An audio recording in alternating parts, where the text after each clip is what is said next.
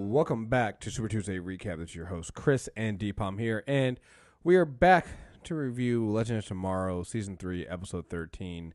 No country for old dads, but they do have country for bad wigs.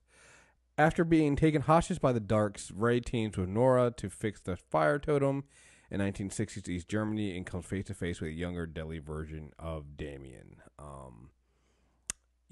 This is, you know what they need to do on the Arrowverse?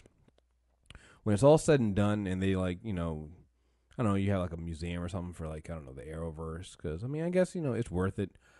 They really got to put the wigs into their own separate. Look, I feel like this week's wig was an acknowledgement of the Arrowverse's past. Oh, no, absolutely. I feel like they could have paid for a nicer wig. They were like, no. What's the shittiest wig you have? We need to show we know our roots. Oh, no. This was obviously done on purpose to look bad. And bravo. And great decision. Because that wig, yo. I'm just going to call it that wig. Yeah. That dark wig, yo. It was terrible. Oh, my God. But this goes back to what we were saying, though. Damien Darhk has been so good on the show. And oh, my goodness. In this episode, it was just... You get there's that scene where he's talking to Ray. It's like, yo, no, you guys make sure you have her back by midnight, and just he's being that overprotective dad. But you're like, it's Damien Darhk. When they come back from commercial and he's talking to the guy he killed, bruh, should I go after her? No, that's overbearing. What do you think? I'm like, yo, wow, this is what made it so dark. No pun intended. What made it that so dark though was. It wasn't just the dude was dead. There's literally a pool of blood that had formed. So he's sitting in a pool of blood there too. You're like, oh my God. It's just not good. But you know what? It's funny. So I think a couple episodes.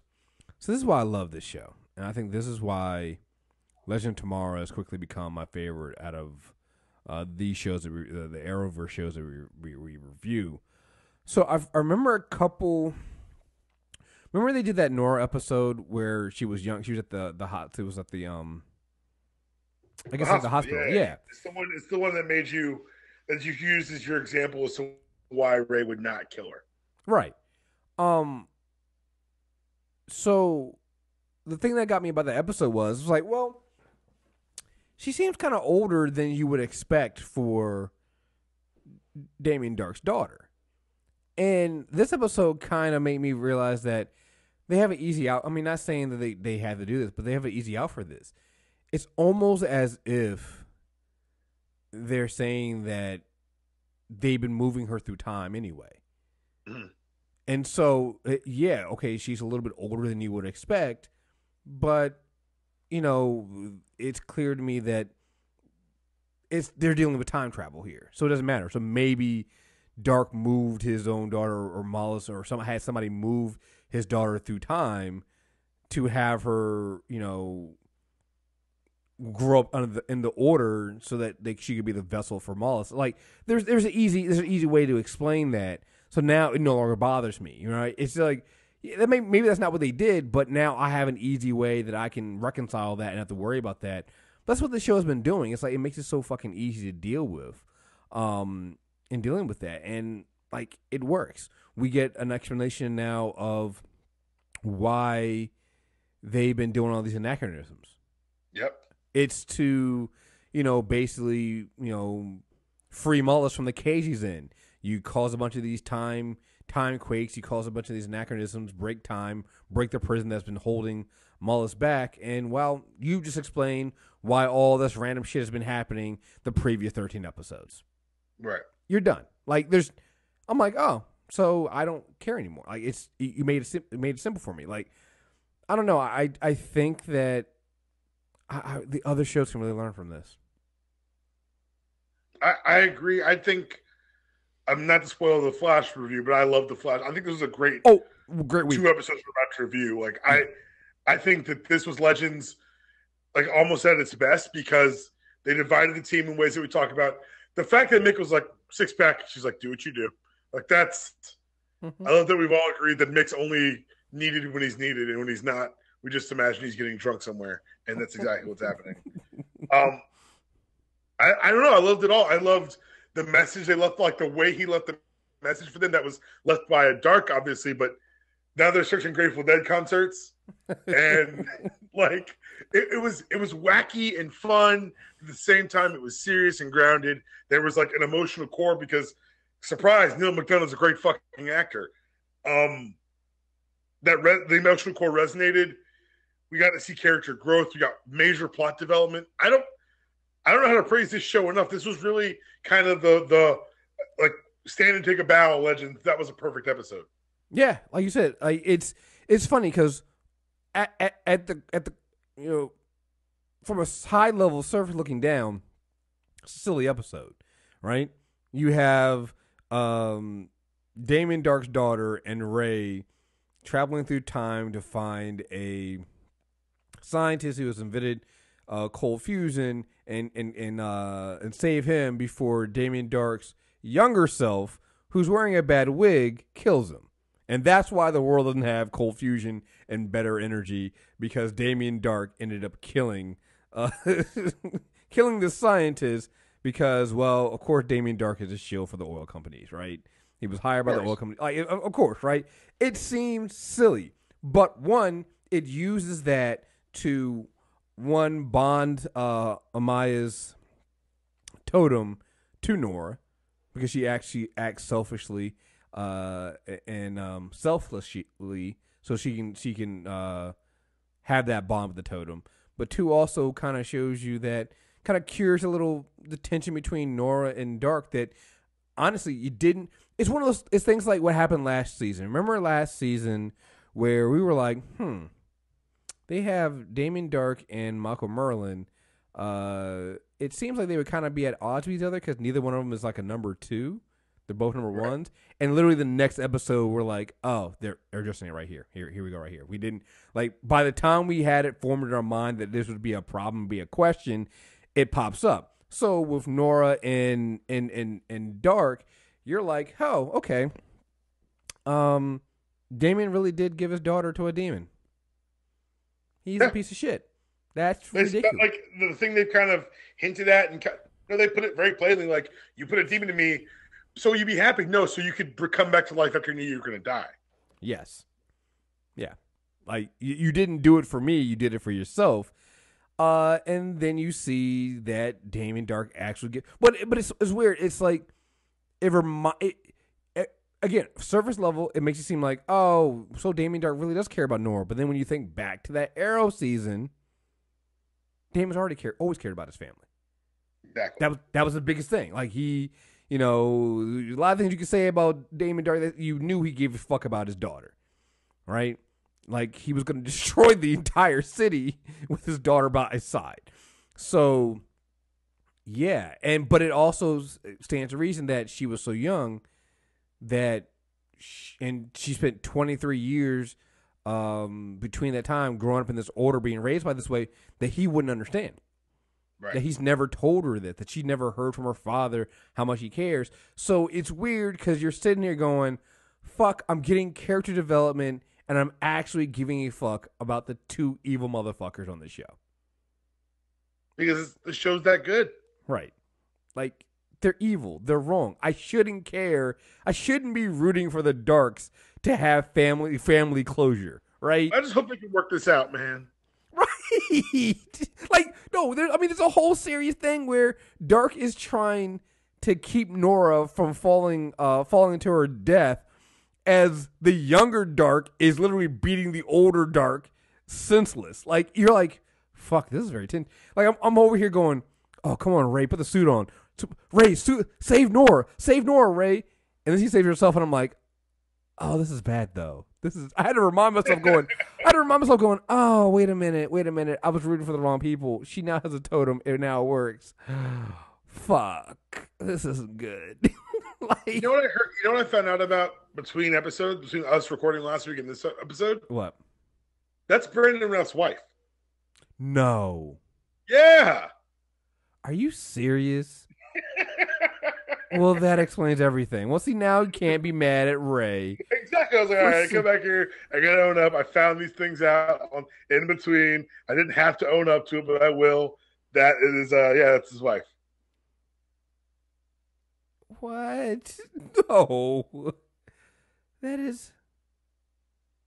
Wow. If she looks familiar, she was in a season of Dexter. I think it was before it got bad. It was. Oh, it's the season where it got the last season. It was good.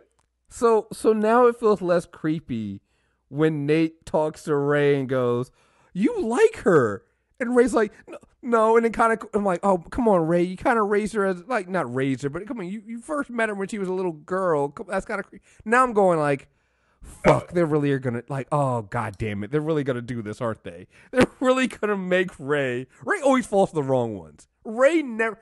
Oh fuck, Ray. Like Ray. Oh, Ray first it was Felicity." Well, first his fiance died. Then it was Felicity. Then it was Hawk Dolezal. Then it was Amaya.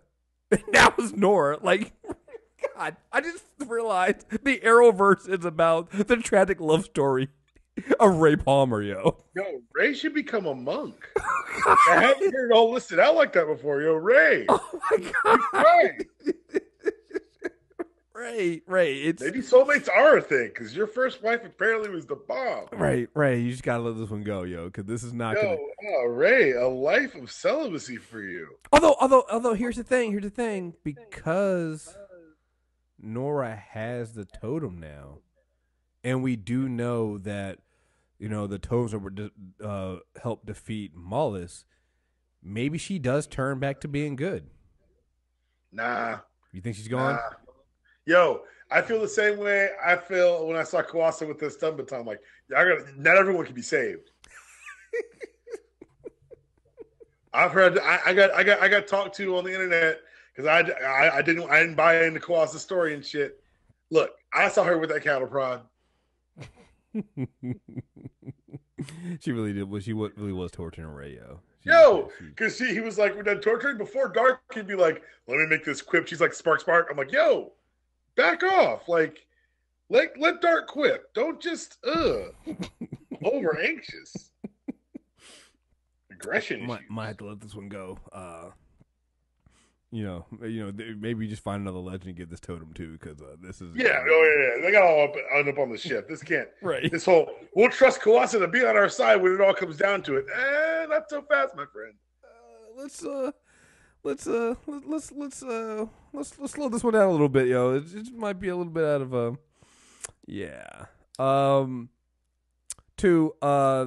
I love so here's the crazy thing. So I love that Wally starts out the gate being hated by Zari and Mick.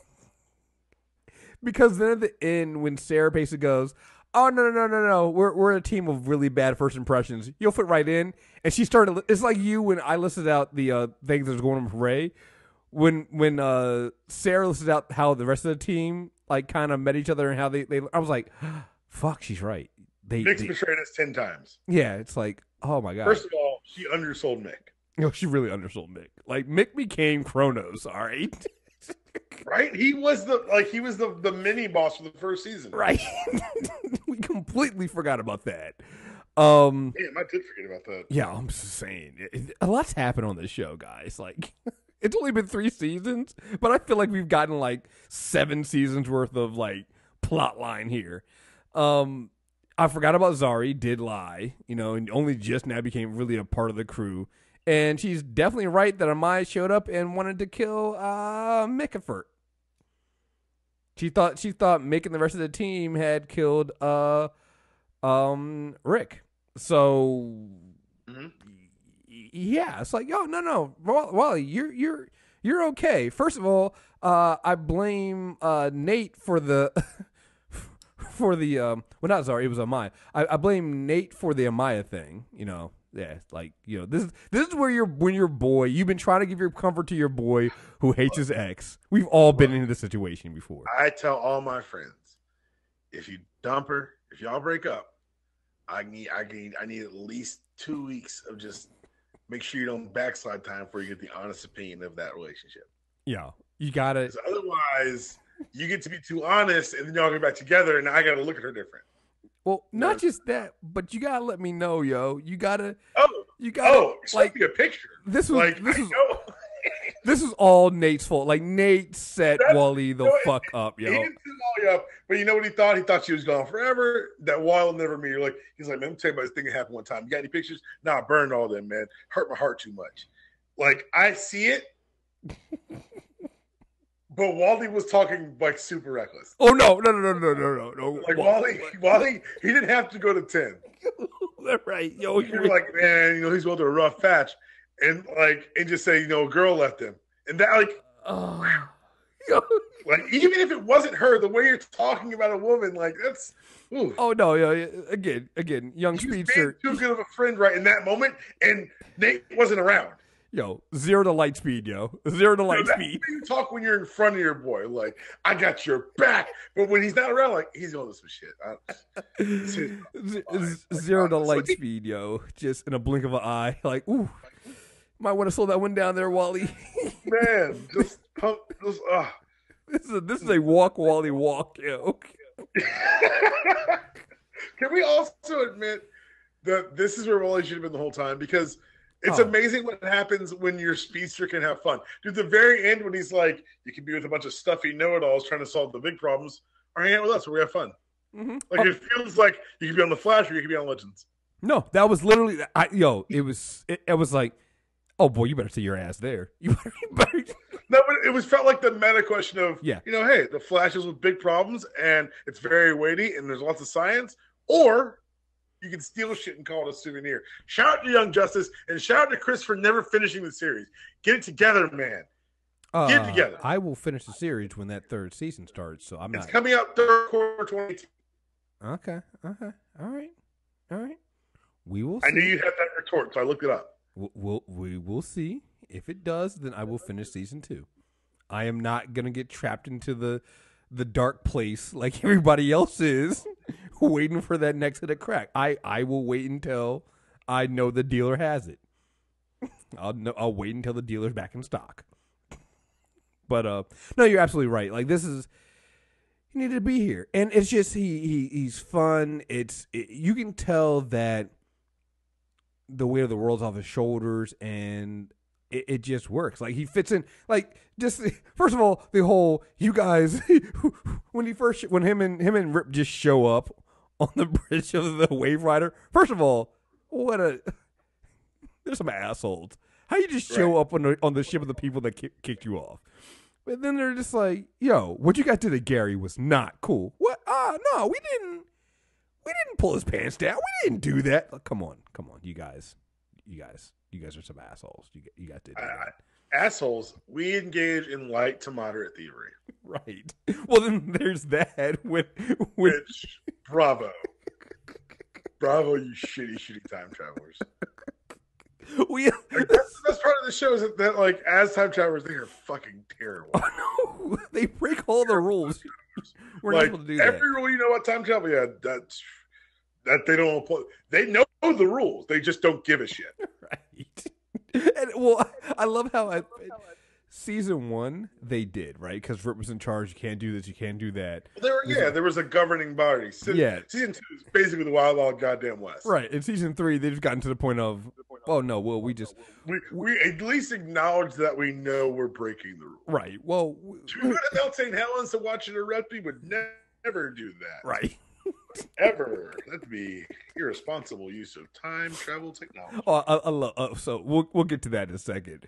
But it's just like the whole, we it's basically, without being said, it's like, well, we know in order to keep Mick happy, we have to let him do some stealing. So, Yeah, sure, Mick. Everyone steals. That's what I'm learning on this fucking shit. Right. Everyone steals. Right. And this whole thing. And then Wally's like, okay, if I'm going to be part of the team, I will get into it. So he steals the fire totem from Damien Darhk. It was like, oh, you mean this? I saw it in his pocket, so I kind of figured, like, Yeah, the fact that they took that from Young Justice, so him saying souvenir and grabbing something, mm-hmm. It was just such it was like, oh yeah, Kid Flash is supposed to be fun. I had forgotten. Even Sarah's like, let's see how fast you are, kid. Like, mm-hmm. That's fucking great. Yeah. it's just, oh man, I love it. Oh, and I love Damien Darhk going, oh, speedsters. I hate speedsters. Like, yeah, I can definitely. He does hate speedsters. That's a very fair statement. Yes, very fair statement. I totally understand that. Like, it was just, love it. I'm so glad and happy that Wally's here. He deserves to be here. I hope this is not just a one season thing. I hope he stays here. You can always have him come back to the Flash, but like this is where he belongs. This is his home. That energy he brings fits here. Yeah, it's just it works. It's just yes, keep that there. Second, the whole thing you brought up, the whole when Zari shows up and basically again asking Sarah, can we go and break the rules? Like it's at this point now that not only are they so comfortable with breaking the rules, they now ask Sarah, is it okay for them to go break the rules? To do the specific rule breaking. General rule breaking is clearly smiled upon. However, if you're going to dip into more specific rule breaking, we'd like to approve that beforehand. But if you don't, we'll fix it later. Right. It's the loosest time travel policy ever. Damien Darhk fights himself. Oh, dude. Which, by the way, let me do this right now.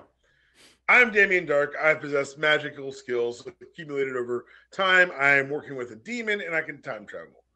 If your only magical power is telekinesis, it's not magic. It's telekinesis.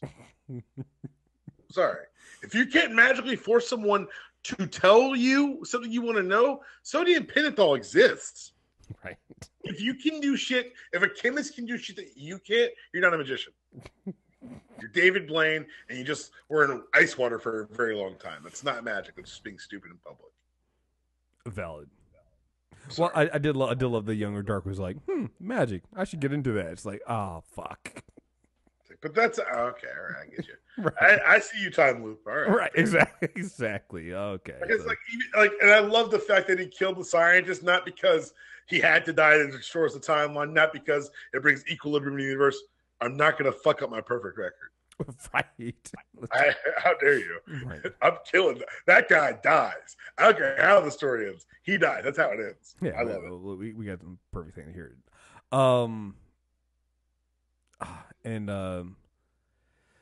So like you said before, the Ava thing is going to end tragically. What do you think it is? She might be an anachronism. She's either so I was thinking. So here's what I was thinking. It's like, did Rip create an entire time bureau of like robots? Oh, she's a robot now? She's an LMD? That'd be fucking weird. Because here's the thing. Because so we know Rip created that whole. I mean, he says he did it because I went to the future and created a whole. But like it kind of goes into like the entire time bureaus like that. Because that also explains why Rip was okay with kind of sacrificing some of the agents and things like that. When the director dies, is the way Rip acts. He's like, oh well, I mean, I guess we have a new director, and they're like, well, that's kind of cold. You kind of don't really care that giant gorilla just killed another human being, and we know Rip isn't that cold. So maybe he's that way because none of them a little attached for Rip. Yeah, maybe none of these people are actually real people. And he kind of mumbles on their breath, like, yeah, she's really special, but so are you, Ava. And then he tells Gideon, hey, yeah, Sarah can never know, so wouldn't it be fucked up if she's basically like an LMD? And so Sarah has basically crossed into not just sleeping with other men or women, but also now robots. Well, she's done other dimensions. I don't see how robots are really that far. Valid point. So I don't know. I have a question. Mm-hmm. No, you know what? I'm just back. Never mind. No, go ahead. Let's go ahead and do it. I'm gonna wait. This is good. Other things that happen. So now Gideon's keeping secrets. Had she always that? Yeah, but I'm like at a certain point, like I think Sarah should fight Gideon. Like this is some bullshit. Like we didn't get to see Sarah fight anyone this week. Oh shit, we didn't. Damn, this might be a first. Well, so here's the thing. I like because at the end of the day, it's and that's where it kind of goes back to this whole thing of Rip. It feels like Rip's never fully ceded complete control because he always seemed to have a backdoor into Gideon when he wants. Which maybe he should. Right. I mean, you're right. You're right. You know what? Let me back off. You're right. That's a very fair point. Oh no. I'm not saying that Sarah should not fight Gideon though. At the same time, like Gideon might need to be gutted, yo. Like we need to have a conversation. I don't know, man. You can't really fight his shit. Like Sarah's bad and all, but she got fists and sticks. I mean, might need to. Gideon generates clothing from nothing. Well, here's the other thing too. Like Gideon has a certain level of autonomy to her as well. I mean, think about what she did with Zari. Yeah. So it could also be that she's allowing Rip to do this as well. Because she agrees as well. I mean, this is something. Remember, Gideon's kind of been helping set up Sarah too with Ava on some. Would you like some private time? And so Gideon gets to see all. Like for instance, when she did the whole thing with Zari, you know, she kind of went into what was going on and showing Zari what was going on with Sarah and Ava and things like that. So Gideon knows all. So at the same time, it could be that, you know, it might be that Rip wasn't giving Gideon a command that Gideon had to follow, but was pretty much on some, hey, listen, you and I both know what's up with Ava. You should probably delete that so that Sarah never finds out. Because she deserves to be happy, and she is happy right now. She deserves that. Let's just let that one go. So, I don't know. It's kind of like, I find Gideon to be one of the most interesting things about Legends right now that can be developed at any point. Right. Because we still haven't gotten to the point where, hey, when does she get created? At some point, we got to have that storyline, right? About Barry basically creating Gideon. And then Thawne stealing it. And then somehow her coming in to possession of Rip Hunter, who puts her into the Wave Rider. So it's like, she changed at least 3 hands from what we've seen. So. And each time she gets a little bit more human. Yeah. You got to be right, because when we first see her hear her really in Flash season 1, she's pretty much basic. She doesn't really have a personality. She's just an interactive. She's Jarvis. Yeah. Now she's kind of almost acting like the Tony Stark AI in Invincible Iron Man in the comics, where she gets a little spicy. She's like the whole thing. If you're not reading Invincible Iron Man, you should read it. Like the whole thing with the search for Tony Stark, and everybody was like, "Wait, did anybody actually ask the Tony Stark AI where Tony Stark is?" He's just there going, "I mean, to be fair, nobody did ask me. Nobody asked." He's like, and they're like, "Are you fucking serious right now? We've been doing all this." It's like, well, I'm just saying, you didn't ask, so fuck, son of a bitch. So. No, you're absolutely right. I like that. What else you got? I really like the fact that Damien Darhk did have a match on the dating app, and it was Cupid. That was nice. His hobbies being, world domination and trying new restaurants. Yo, the way they tortured that one dude, it was fucking ridiculous. That was just like Here's the thing: it was funny, and then he killed him, and you're like, "Fuck, this is not funny." That he's actually an asshole. I loved Ray trying to get through to Damien. She's only knows what you're gonna say to her, Damien. Can I call you Damien? Like I'm like, he still got you. Like Ray needs to not be as comfortable as he gets that quickly. And then Wally remembering Sarah from the wedding. Yes. Beautiful ceremony, hors d'oeuvres were okay. And then the Nazis, and Rip's like, wait a second. Wait, what? Nazis? What Nazis? Right, they were Nazis.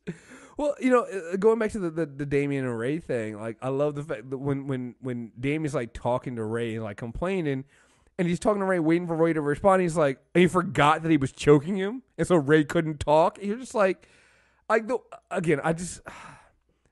Legends is where underutilized characters in the Arrowverse go to just fucking shine, man. Mm-hmm. They just get so much personality and they get so much to do. Like, it's fucking phenomenal. I fucking love it. So that's great. Anything else? No, this was a firing all cylinders episode of Legends, and I have nothing but faith they're going to kill this Mallus storyline. They're going to end it the right way. Yeah, I mean, here's we've been saying this, and they're coming up on the end, and we've gotten enough information now. Like, it's just like they do just enough to tie everything together and make it seem like it works. Like, we now understand what was happening with Mallus, that he was basically tied up because of time. You tie it to the totems and what was going on with Amaya's totem and things like there's so much that's crammed into this hour, and it's not even really a full hour, that's crammed in here that answers all the questions about Mallus, and you're like, we totally understand it now. Like, everything makes sense. Like, it clears up anything you had a problem before. You were able to get some of the fun episodes I feel like they didn't tie into the villain. They now tie into the villain. So now the filler episodes are like, well, no, they really weren't filler episodes. They were just part of the plan to disrupt the prison that had Mallus in there. It's like, it's such a great balance that they've struck between serialized storytelling and very fun one-off episodes. Yes. Like, this was basically their version of No Country for Old Men. Like, it was shot in a very Coen Brothers way, and it was just, I really enjoyed it. Yeah, absolutely. I'm very excited to see how this goes. And, so this is episode, what, 13? Yeah, this is episode 13, and they have 5 more, because they're going to 18, I believe, this season. So, yeah, we're firing on all cylinders. I love Legends. I love that Wally's here. Let's keep it up. Keep Wally there. And, yeah, nothing else to really say about this. Like I said, it's kind of like Legend. I mean, like Era. Legend is kind of like Agent of S.H.I.E.L.D. They strike a good balance of having fun and it just, feeling like almost like as a misfit team. When they need to get together and work together, they work. 100%. It does it. Like, when we got Ray doing the little basically the voiceover of what they need to do so they can get the doctor out of East Berlin, and so you're just like, this is great. This is great. We need to get fake papers. They need to go do this, and everything works out fine. And until young Dark shows up, and then older Dark shows up, and you're like, oh, this is even worse. And Ray's like, oh my God, he's gonna kill me. Well, no, not that Dark. My dad's here. It's like, oh, he's definitely gonna kill me because I'm supposed to have you back by midnight. It's like so fucking stupid, and I love it. Like it's but it's at the same time you're like, well, very Ray. He's not wrong though. Like, oh, he is gonna kill you, right? Right, he's definitely gonna kill you, and so good. All right, so we have something to announce here. It's so funny because we had just mentioned this, and maybe this is the reason why we got this deal now. We had just mentioned that I think it was on our mailbag. We were talking about how Marvel is entering into podcasting with their 10-episode scripted series, Wolverine: The Long Night. It's going to debut on Stitcher Premium on March 12th, I believe. And it's basically, so the show description is basically, following a string of mysterious deaths in Burns, Alaska, special agents Sally Pierce and Tad Marshall arrive to investigate. They soon find out there's more going on that meets the eye. This is the first scripted podcast from Marvel. And it's going to be 10 episodes. And it's only going to be available on Stitcher Premium. And we have a special deal that people can use, a code you can use to kind of sign up for Stitcher Premium. It normally costs $5 a month, but if you use the code Tuesday, you can get $5 off of the, and you can get a free trial that'll extend your free trial. You can do it for both the first month, doing by month to month, or you can do it for getting the entire year. All you gotta do is go to Stitcher.com/premium, and you will get you'll be able to use that code Tuesday in there to get off if you sign up for that. The cool thing about Stitcher Premium is it also works not just for the Marvel show, but you can get ad-free listening. You have some comedy shows, there's a bunch of other bonus episodes for other shows that are also available on Stitcher Premium. So again, if you guys want and you guys want to check this out, because I think I'm definitely going to check this out. I listened to the trailer. Have you listened to the trailer for this? I haven't. It's interesting though. The whole concept is something that I think it sounds pretty cool. So I listened to the trailer, and it's kind of like almost like an audio play. So it's literally like they have different actors for different roles, and you're just listening to them, just like you would hearing an audible book or anything like that, and they're doing it in these 10-episode scripted series. Like I don't know how long each episode is, but I'm actually kind of interested in seeing how this works out and how this plays out, and I think it's another way of kind of taking advantage of the new thing that's out there from Marvel. So, but yeah, I definitely think if you guys want to check this out, I know I'm going to check it out. So again, go to Stitcher.com/premium and put the code in Tuesday, and you'll be able to extend your free trial for a little bit, and you'll get a month free of Stitcher Premium. So thank you. That's it. We'll be checking this out again. The series airs, I believe, March 12th. So Marvel's just coming out in the entire week. I think on the 9th is Jessica Jones, or is that the 8th? Mm-hmm. Yeah, the 9th. Jessica Jones. So we're just getting Marvel week. So because of course. Oh, and then on Friday is also the 100th episode of Agent of S.H.I.E.L.D. So I mean, I'm not ready. None of us are ready. I'm terrified, bro. The promotions they've been doing for this is fucking phenomenal. It's like, did you see the one I just posted in the group? I haven't looked at it yet, but I'm my god, they basically it's like they recap the 100 episodes in 100 seconds, bruh. You do realize that Jessica Jones drops tomorrow? Is it tomorrow or is it Friday? Oh no, it's the 8th. It's Thursday. Oh wow, fuck. Not prepared.